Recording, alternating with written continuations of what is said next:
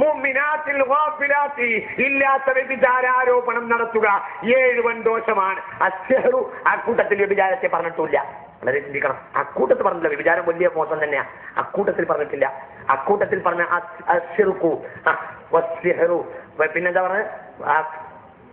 الشرك بالله والسحر وقتل النفس التي حرم الله إلا بالحق وأكل الربا وأكل مال اليتيم والتولي يوم الزحف وقذف المحصنات المؤمنات الغافلات. 7 വൻകുറ്റങ്ങൾ പറഞ്ഞ കൂട്ടത്തിൽ വ്യഭിചാരത്തെ പറഞ്ഞത്. വ്യഭിചാരം വലിയ കുറ്റാണെന്ന് ഖുർആൻ പറയുന്നുണ്ട്.